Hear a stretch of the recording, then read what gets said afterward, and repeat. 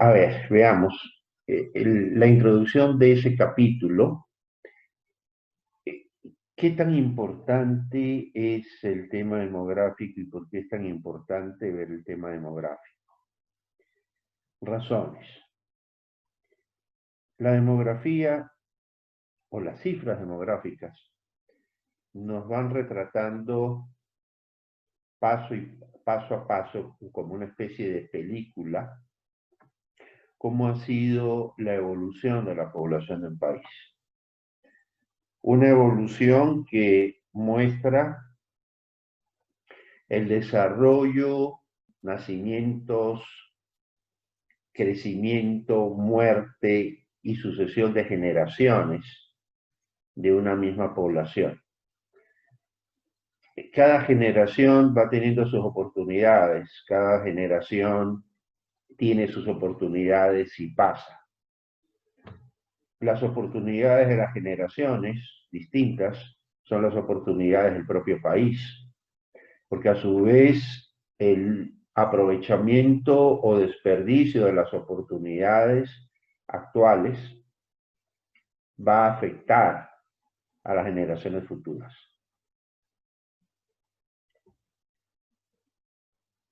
En ese sentido, lo que hoy somos, de alguna manera, es consecuencia de lo que fueron nuestros padres, nuestros abuelos, nuestros bisabuelos.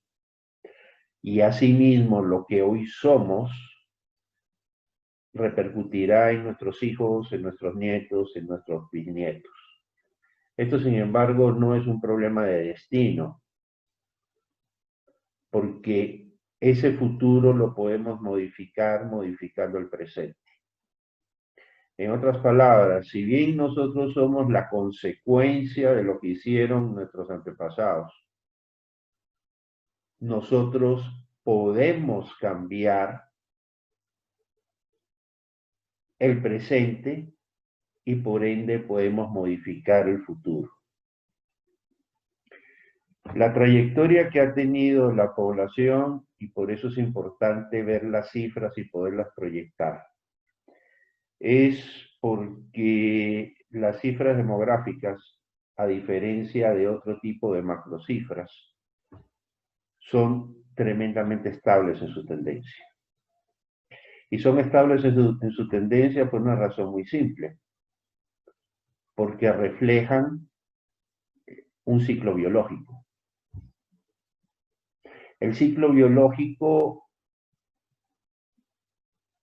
resulta más difícil de modificar, pero de todas formas hay un factor en el ciclo biológico que modifica la trayectoria, que es precisamente el factor migratorio, que puede prolongar o puede reducir la vida de un país, que puede hacer más extenso o menos extenso esa trayectoria hacia el desarrollo. Entonces, para poder ver el futuro, si hay cifras que nos permiten ver el futuro, son precisamente las cifras demográficas, por su estabilidad. ¿Hacia dónde nos está llevando la corriente en este momento?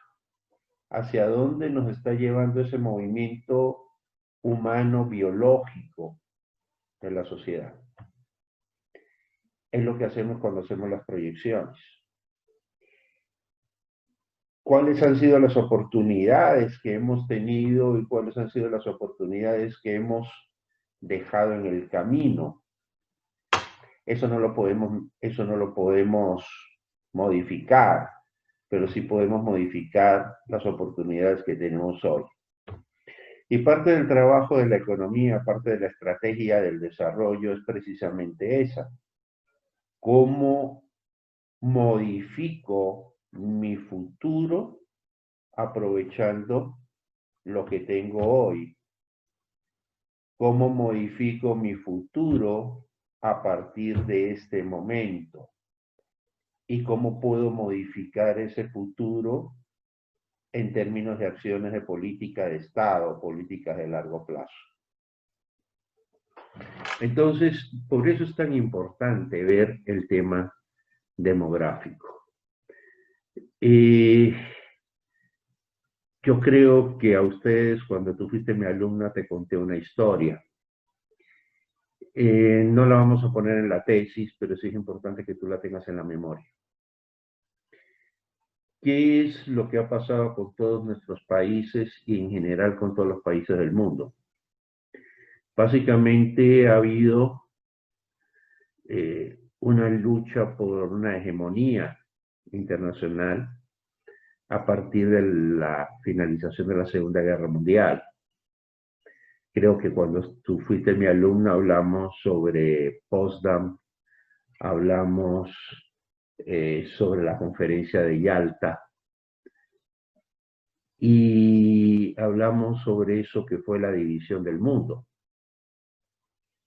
entre un mundo dominado por la Unión Soviética, que tomaba la mitad de Europa, y un mundo de alguna manera bajo la influencia de los Occidente o los Estados Unidos, donde las potencias que se movían, que eran básicamente Inglaterra y los Estados Unidos, fueron concentrándose en los Estados Unidos y se fue volviendo un mundo bipolar, básicamente porque después de la Segunda Guerra Mundial, Estados Unidos fue el único país que participando en la guerra jamás sufrió los efectos de la guerra en su territorio, excepto lo que ocurrió en el Pacífico, en las islas Hawái, en Guam y en los territorios que ellos tenían cercano a Japón. Del resto, el territorio norteamericano jamás sufrió efectos de guerra alguna. Esa es la razón por la que al final de la guerra Estados Unidos es el país que queda en mejores condiciones y es por lo tanto el país que asume el liderazgo a partir de ese momento, el liderazgo que lo había tenido Inglaterra, fundamentalmente. ¿Qué pasa después de Potsdam? ¿Qué pasa después de Yalta? Pues hay un pacto entre los grandes. No nos vamos a agredir entre nosotros, pero sí vamos a movernos en el mundo y vamos a ver cómo ganamos cada uno influencia a costillas de los demás. Y es así que tú comienzas a ver guerras por todos lados. Son guerras de desgaste entre las grandes potencias, que van ganando espacio, que van ganando terreno, que van ganando influencia. Y esa guerra no solo se da en el plano militar, se da también en el plano ideológico e inclusive en el plano académico. Y es en el plano académico donde la guerra tiene mayores efectos, especialmente en América Latina. No te hablo de Cuba, ni de las guerrillas, ni de todo eso que ocurre en los años 60 en adelante y que afectaron tanto a este continente. Te hablo básicamente de las opciones que el continente va teniendo. Entonces, veamos cuáles eran las opciones de desarrollo. En 1948, 49, los Estados Unidos, bajo la presidencia de Truman, pone en juego dos proyectos que evidentemente era para ganar influencia en el mundo, pero dos proyectos que tenían que ver con las consecuencias de la guerra, paliar las consecuencias negativas de la guerra y obviamente ganar influencia. El primer proyecto es el Plan Marshall, que es lo que ayuda a la reconstrucción de Europa. Son flujos financieros que corren hacia todos los países de Europa occidental, que se le ofrecen también a Europa Oriental, y Europa Oriental bajo el liderazgo de la Unión Soviética se niega a recibirlo y se niega a participar. Y era lógico que lo hiciera. Venía del otro lado. Pero es lo que hace que Europa en menos de 5 años se levante. Que se levante Inglaterra, que había sido destruida la parte sur del país, que se levante Alemania Occidental, que había sido bombardeada hasta más no poder y había sido destruida, que se levante Francia, que se levante Italia, que se levante Austria, y Europa vuelve a ser, especialmente Europa Occidental, vuelve a ser ese continente desarrollado, ese continente con un alto nivel de bienestar que en algún momento había sido. El otro país que entra también en programas de Estados Unidos es Japón. Obviamente los recursos que van hacia Japón van bajo un tratado de rendición incondicional de Japón. Japón queda bajo un gobierno militar puesto por los Estados Unidos. Es el general Douglas MacArthur el que queda al frente de Japón entre 1945, que es la rendición, y 1953, cuando los norteamericanos se retiran de Japón y le devuelven a Japón su soberanía. En todo caso, estos territorios recuperan su dinámica y son hoy pues lo que son.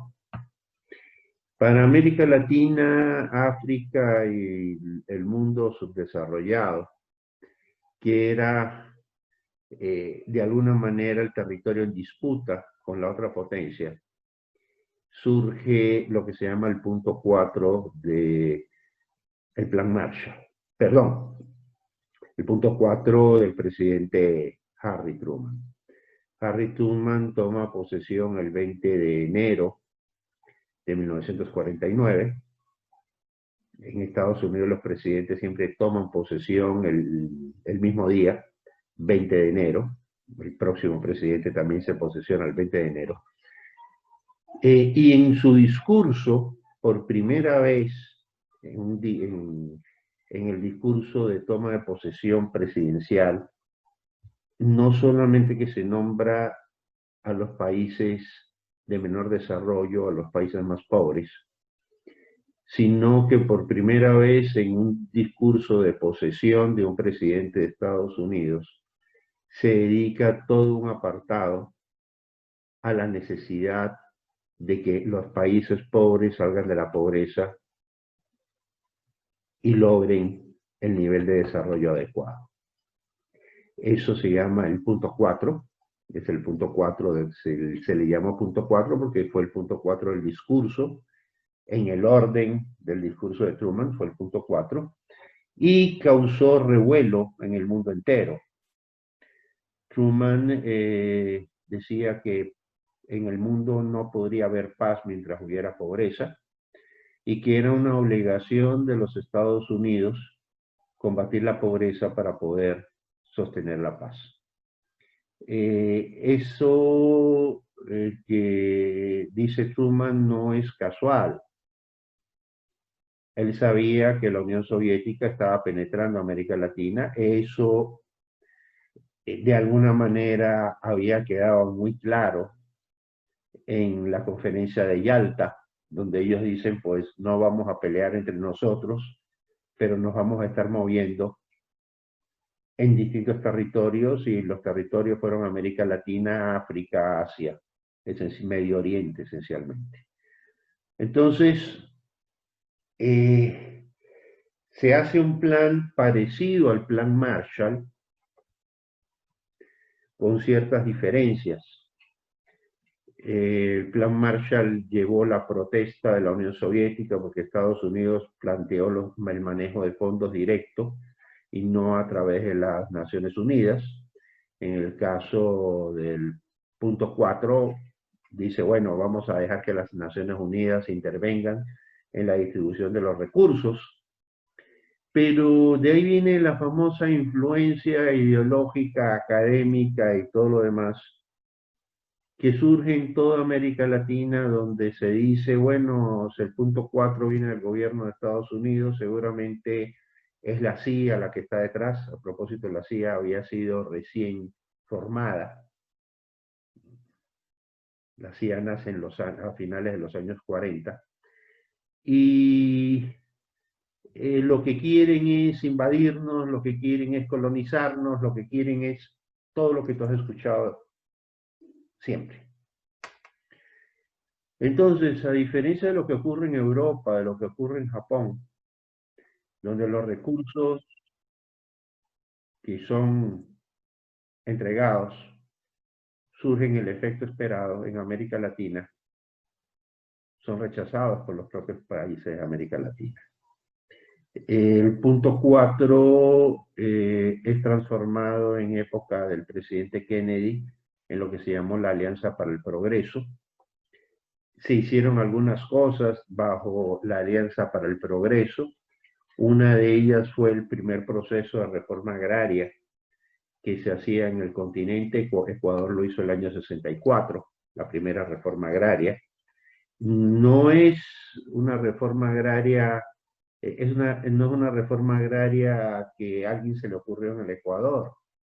La reforma agraria ocurrió en toda América Latina. La idea era de que mientras hubiera una concentración de la propiedad agraria, era imposible combatir la pobreza, especialmente en los sectores rurales. Y por lo tanto, son los Estados Unidos, y es la Alianza para el Progreso, quien patrocina una mejor distribución de la tierra en América Latina. La segunda reforma agraria la tiene Ecuador el año 72 o 74, ¿ya? Pero la primera es la reforma agraria de 1964, que luego los resultados pues, fue criticada, bla, bla, bla, y después se hizo la segunda, y etcétera, etcétera, etcétera. Pero es importante que veas que desde 1950, más concretamente 1948, 1949, arranca en América Latina, arranca en Ecuador y arranca en otros países una carrera que es bipolar. Por un lado, el punto 4 de Truman, con Alianza para el Progreso, recursos para el desarrollo, la propuesta de inversión extranjera. Truman lo que plantea es que las empresas norteamericanas tienen que expandirse hacia América Latina y tienen que industrializar América Latina y tienen que promover el desarrollo industrial de América Latina a través de la transferencia tecnológica y de capital. Y eso está en el discurso, 1949. ¿Ok? Eso no es de antes de ayer, eso es mucho más atrás. Y por otro lado tienes la posición contraria, de 1948 en adelante, que es la posición de la CEPAL. La CEPAL, que es creada por Naciones Unidas, pero con una altísima influencia soviética, donde se dice todo lo contrario de lo que plantea el punto 4. Si el punto 4 decía que había que desarrollar América Latina a través de la industrialización y a través de la inversión extranjera, CEPAL dice la inversión extranjera tiene que ser selectiva, es preferible la inversión nacional que la extranjera y por lo tanto es preferible el endeudamiento antes que permitir que empresas extranjeras inviertan en América Latina.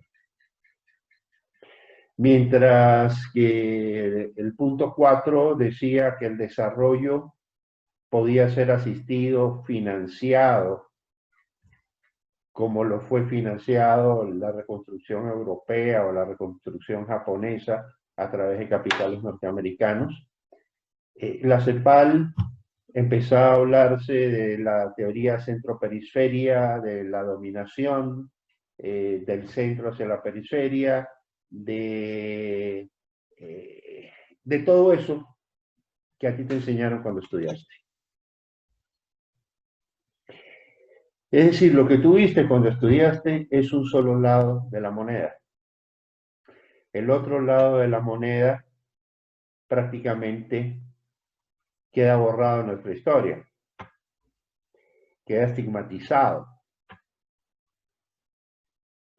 de lo que hoy es el punto 4, hoy lo único que queda es la USAID, que es el origen, que se origina en el punto 4, es la Agencia de Estados Unidos para el Desarrollo de América Latina, que es una cosa chiquitita, y que el gobierno anterior fue expulsado del Ecuador porque eran agentes de la CIA. Y este gobierno volvió a traer a USAID.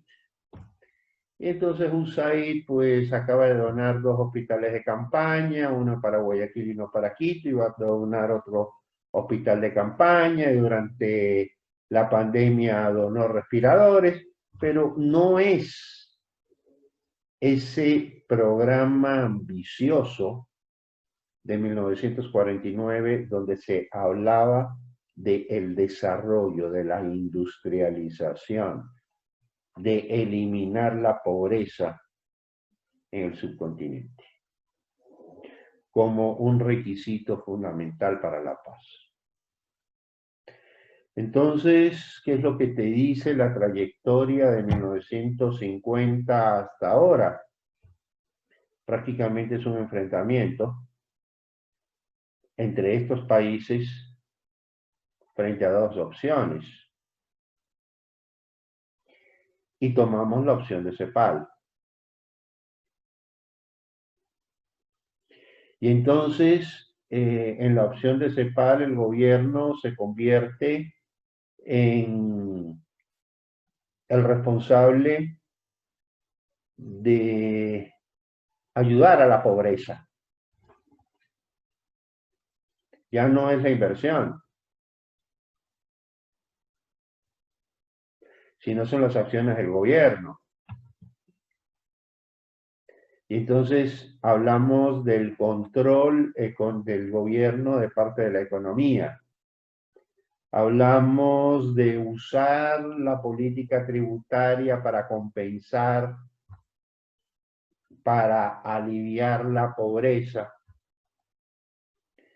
Y se convierte también el gobierno en el principal generador de empleo. Algo que bastante daño le ha hecho a toda esta región.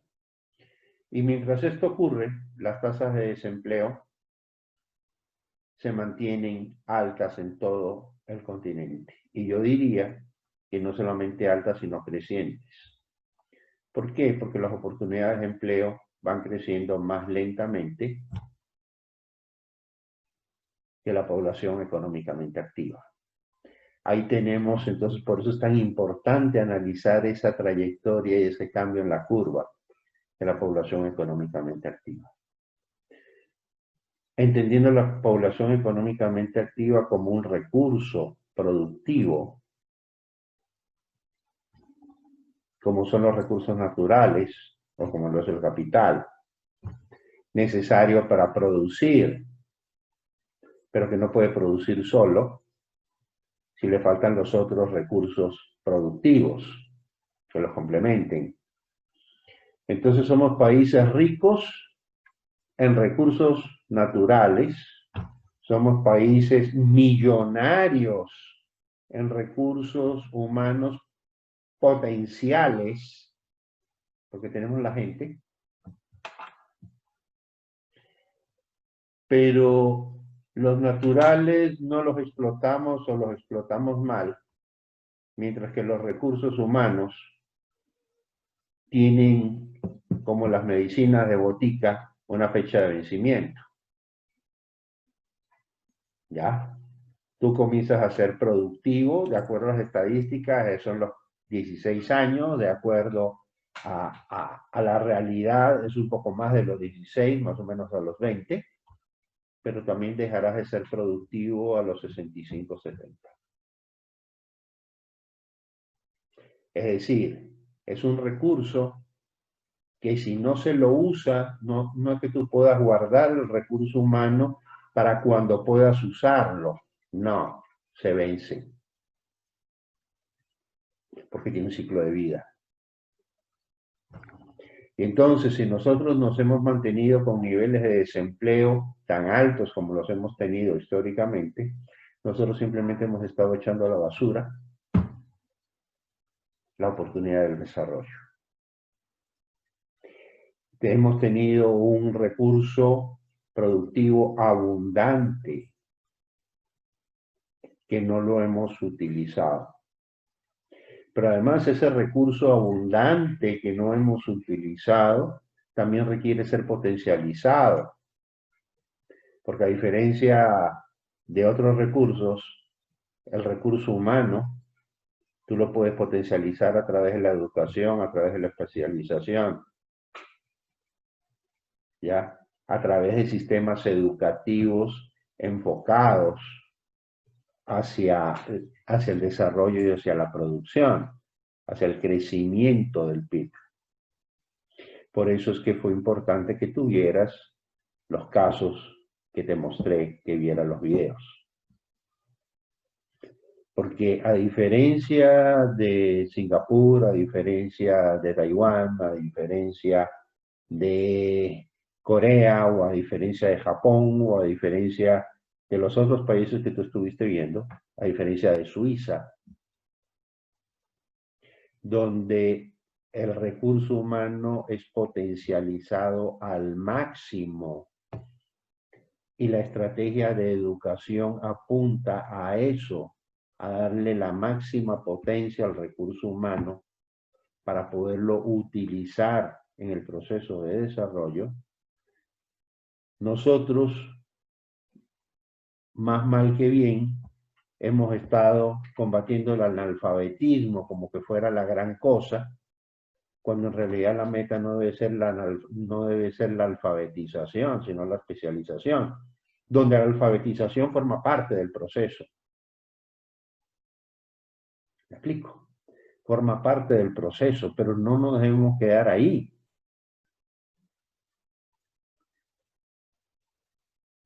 El proceso tiene que ser mucho más profundo. Y entonces comenzamos a definir políticas de Estado. ¿Y qué políticas de Estado, cómo las hemos definido nosotros? Una educación enfocada en el desarrollo, no sé en qué habrá estado enfocada. Enfocada en valores, como lo hacen en Singapur, desde niños enseñándoles que la corrupción es dañina, no. Tecnológica, para que siempre estén actualizados en conocimientos tecnológicos y siempre puedan tener un trabajo de punta en procesos de punta, no. Hemos tenido altas tasas de deserción escolar. ¿Por qué? Porque la población no siente, y eso es algo nuevo, que me lo estoy inventando ahorita, pero si quieres, cógetelo. La población no siente la necesidad de educarse. ¿Para qué me voy a educar?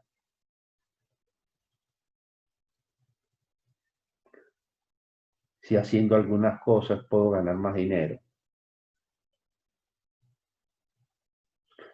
¿Para qué me voy a educar? O sea, si la educación que puedo recibir en el trabajo me puede ser mucho más provechosa que la que puedo recibir en el colegio. En el trabajo por lo menos me enseñan a trabajar.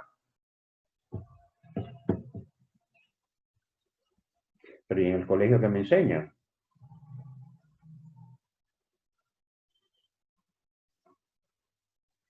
Contenidos. Visiones de largo plazo. Entonces, lo que tú estás haciendo, créeme, es algo de lo que jamás hemos tenido conciencia. De que este recurso humano se lo puede potencializar o se lo puede perder. Y que el recurso humano tiene fecha de vencimiento. Que no lo podemos estar acumulando ahí esperando a ver cuándo se surge la oportunidad para ahora sí invertir y que tenga trabajo y que comience a producir. No. Si no se lo usa, se pierde.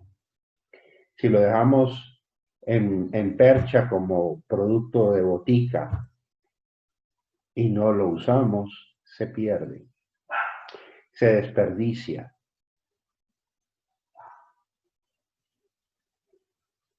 Y entonces, ¿hasta qué punto son estos niveles de desperdicio humano lo que ha condicionado nuestra pobreza?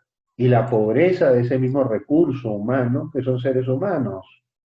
Ya no lo veamos desde el punto de vista de la producción, veámoslo desde el punto de vista del consumo, veámoslo desde el punto de vista de la calidad de vida. Siempre hemos pensado que la calidad de vida depende del Estado. Y nunca se nos ha ocurrido que la calidad de vida depende fundamentalmente de lo que se produzca. Y lo que se produzca depende del empleo.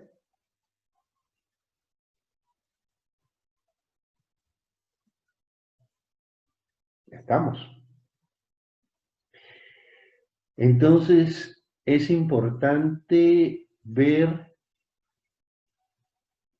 analizar, tomar conciencia de cuánto estos países, y dentro de estos países el Ecuador, ha perdido. ¿Cuánto hemos perdido en 70 años con la brújula perdida? O con una brújula que no funciona, persiguiendo objetivos que no nos llevan a ninguna parte. ¿Me explico? Educación con propósito, ¿hacia dónde apunta? Tanto primaria como secundaria. Sí, claro, queremos darle a los chicos, queremos fomentar fortalezas, queremos fomentar destrezas, pero ¿destrezas para qué? ¿Apuntando a qué? Parecería como que ahora, en pleno siglo XXI, llegando a la segunda década del siglo XXI, o a la tercera década del siglo XXI, todavía no sabemos para dónde vamos. Y esa misma población, la forma de esa misma población te marca un reloj en el tiempo. Y eso sí te has dado cuenta. Al principio los recursos abundan. Luego el punto de inflexión, esa abundancia comienza a reducirse.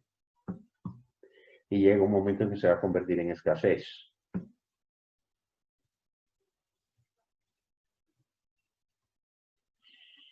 Y mientras el recurso humano productivo comienza a hacerse escaso, lo que se vuelve abundante es el recurso humano que ya no es productivo.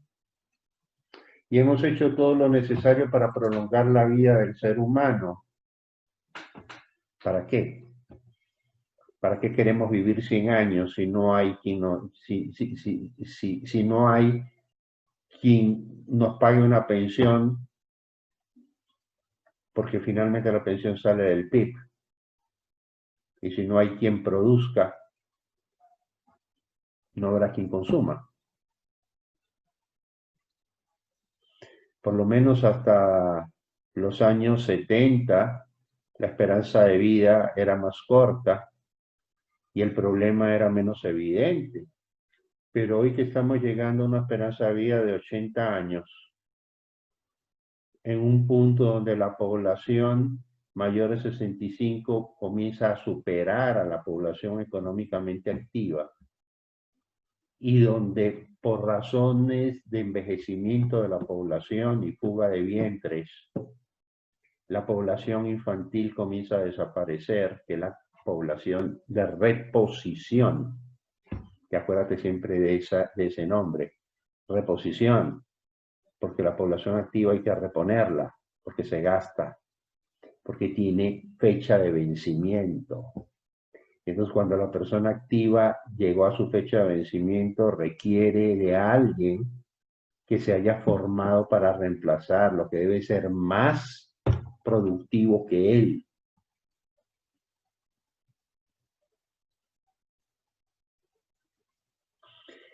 Y entonces en el periodo que tú estás analizando es un periodo fundamental, porque son los últimos años en los que ese factor de producción, llamado población económicamente activa, es abundante.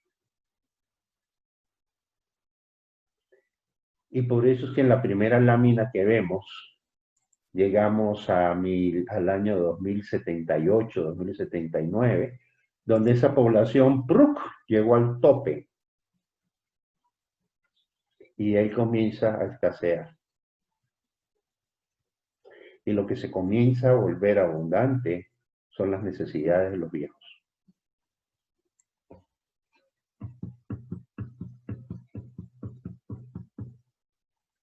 Estamos. Entonces, por eso es que es tan importante ver el problema del desempleo en términos de la estructura de la población.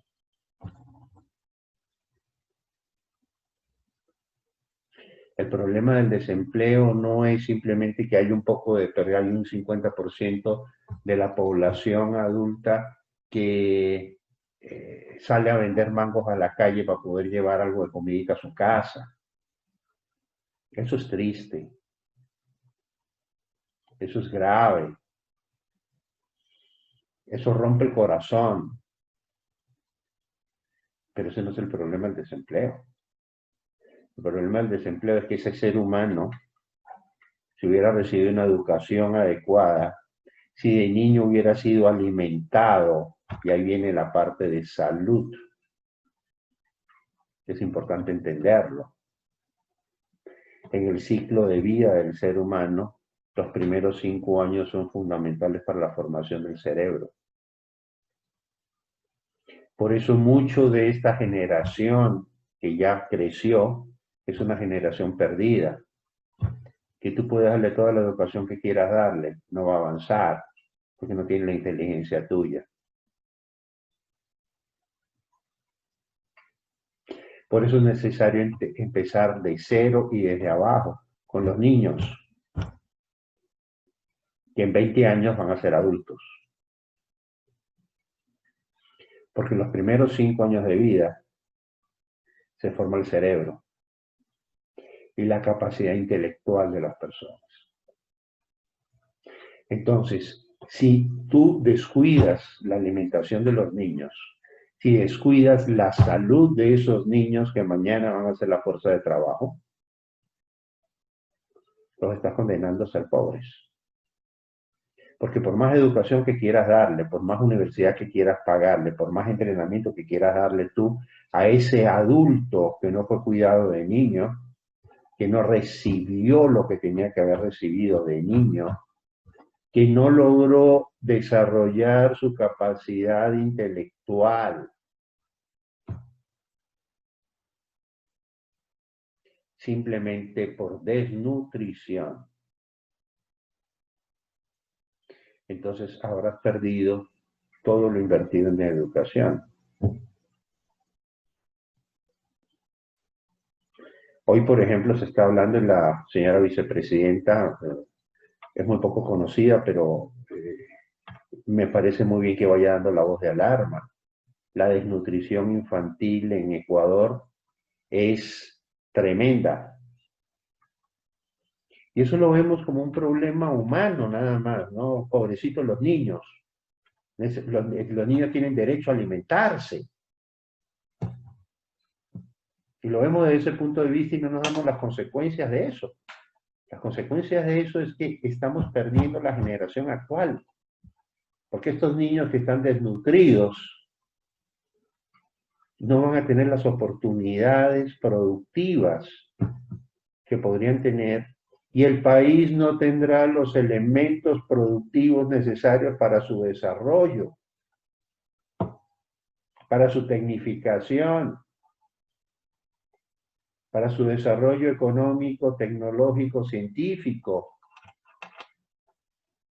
Porque quienes tienen que asumir esa responsabilidad no van a tener la capacidad para hacerlo.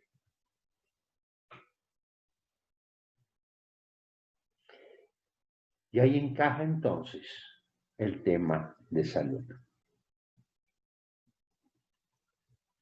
Por eso es importante la salud.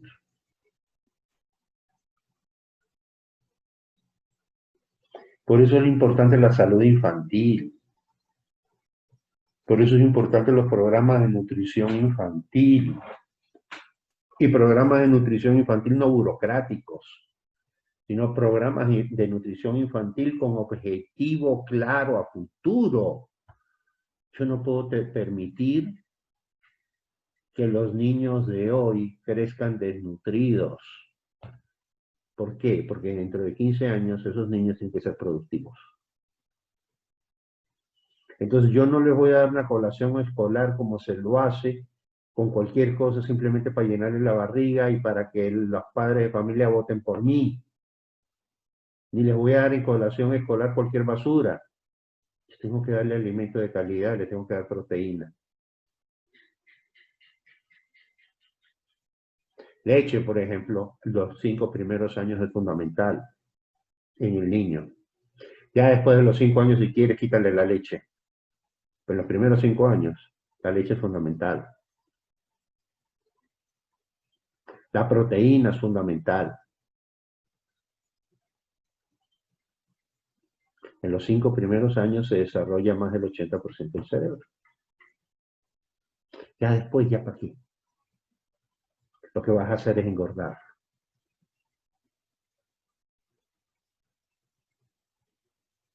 ¿Estamos? Entonces fíjate cómo tu tema va cogiendo forma y esos elementos que tú tomaste, educación y salud, cómo adquieren una característica mucho más profunda del simple asistencialismo, la lástima, el lloriqueo, o simplemente aquello de que tienen un derecho. Claro que tienen un derecho, pero no solamente tienen un derecho, tienen una obligación a futuro. Ese derecho tiene que redundar en un provecho social futuro. Ese niño no lo va a estar alimentando toda la vida. Ese niño, cuando crezca, va a alimentar a los demás y va a trabajar para alimentar a los demás. Y en manos de ese niño está el desarrollo del país. Entonces yo debo de preocuparme de su salud física, de su salud mental, de su desarrollo físico e intelectual, porque ese niño depende que la actual generación que está trabajando pueda jubilarse tranquila. ¿Estamos? Entonces el enfoque no es el enfoque del lloriqueo, el pobrecito, de lástima, de papá corazón que corre y apachupa, como que dicen, ¿cuál es el verbo que usan por engreír al niño? No, al niño también hay que darle amor, hay que darle engreimiento. Te habla un engreído, te habla un engreidor. ¿Ok? Pero hay algo más detrás. Somos economistas y tenemos que proyectar las cosas como economistas. El psicólogo lo proyecta como psicólogo, entonces la salud mental del niño, etcétera, etcétera, etcétera. El economista debe pensar en ese niño como un recurso productivo futuro. Y parte de su potencial depende de su salud, de su nutrición y de su educación.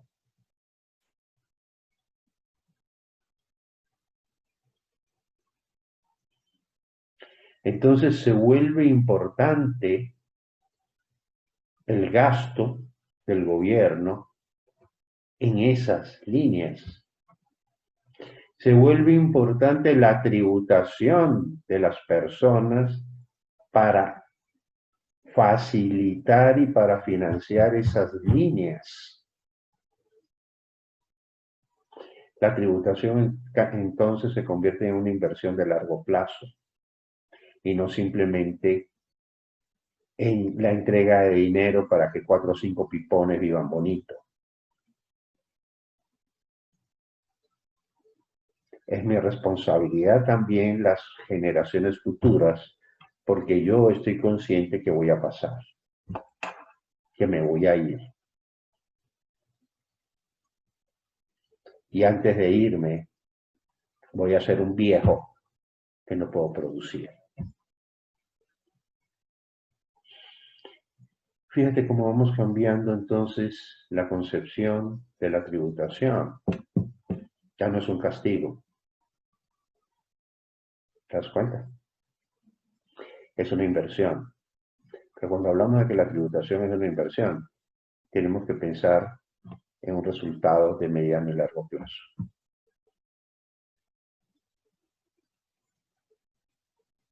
Ya no es el castigo a los ricos, que hay que castigar a los ricos, no.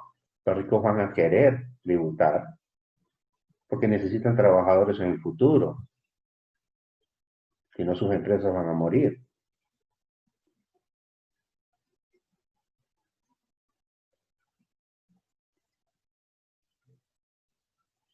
Necesitamos un país más próspero, más bonito, más hermoso, más vivible, más agradable. Y no es agradable un país que no crece simplemente porque la gente no trabaja, y no trabaja simplemente porque no tiene oportunidades. Y entonces ahí vamos armando prioridades, ¿te das cuenta? ¿Qué prioridades tengo que hacer? Ahí la tributación se vuelve parte de la inversión misma. ¿Cuántos recursos tengo que invertir de largo plazo en salud y en educación? Que es invertir en la formación de gente que trabaje y gente que produzca. ¿Y cuánto tengo que invertir en formación bruta de capital para darle oportunidades a esas personas para que no se me vayan del país? A veces vemos a la migración como una bendición, gracias a Dios se fueron, ya no tenemos que alimentarlos, ya no hacen tantos problemas, ya no tenemos tantos desocupados. ¿No ves que la mitad de los desocupados se fueron para España? Y qué bacán, lo aplaudimos, cuando eso es gente, fuerza de trabajo que estamos perdiendo, que se van a Estados Unidos a contribuir a la riqueza de los Estados Unidos, y aquí no contribuyen simplemente porque no tienen oportunidad de hacerlo.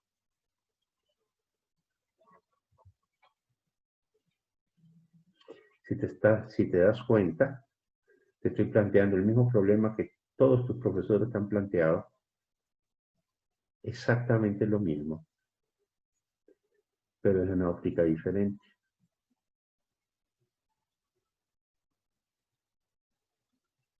No es la óptica del resentimiento, no es la óptica del odio, es la óptica de la cooperación. Salgamos adelante todos porque todos estamos en el mismo barco.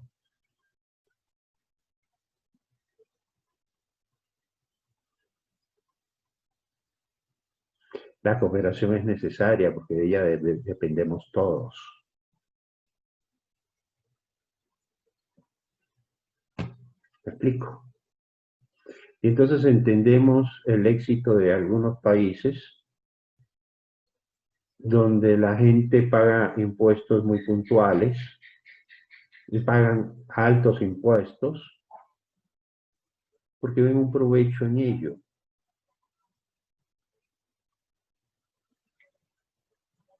No porque hay un Estado punitivo que los está persiguiendo para golpearlos, para hacerles de cualquier cosa, simplemente porque porque tienen la obligación de contribuir porque son unos ricos, desgraciados, sinvergüenzas que le quitan a los pobres la comida de la boca.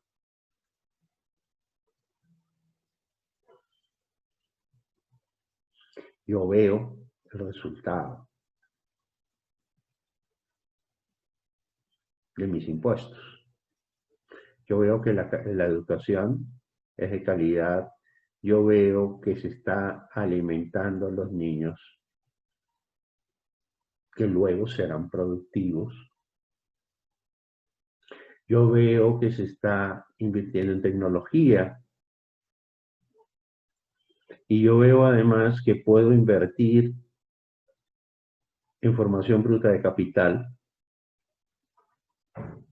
porque no estoy siendo seguido por nadie o estigmatizado por nadie.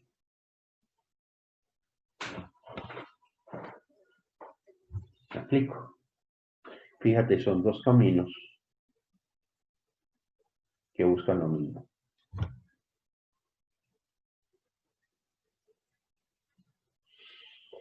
Dos caminos que han sido practicados en distintas partes del mundo con distintos resultados.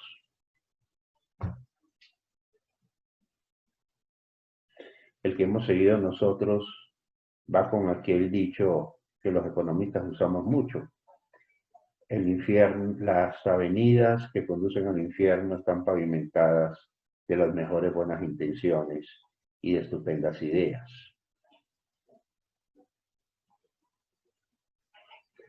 Combatir la pobreza no significa quitarle a unos para darle a otros. Combatir la pobreza significa generar lo que hay que generar para que el PIB crezca y haya más y haya abundancia para todos.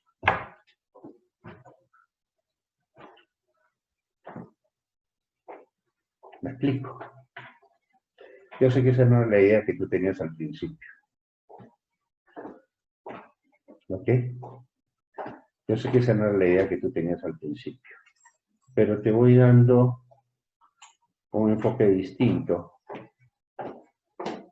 que se basa sobre una realidad que es absolutamente objetiva. ¿Qué son los números? ¿Qué resultados hemos tenido nosotros hasta ahora? ¿Qué resultados han tenido otros? Y a partir de hoy,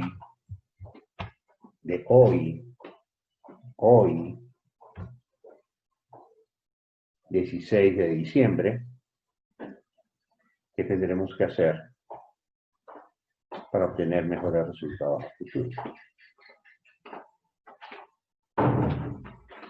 Y no mejores resultados, los mejores resultados. Entonces también tenemos que pensar como economistas. Si con un 50% de desempleo y subempleo, yo tengo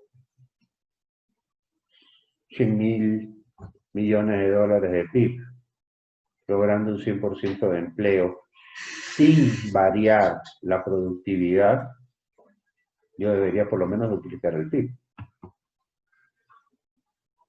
Y si modifico la productividad, yo podría llegar a 500.000 millones o 100.000 millones o 1.000 millones de dólares de PIB, y eso es lo que tengo ahora. Pero modificar la productividad, ¿qué significa? Abrirme a la inversión y formar mi capital humano. Y eso no lo voy a lograr de la noche a la mañana. Eso me va a llevar por lo menos 20 años. Los 20 años de los que tú estás hablando.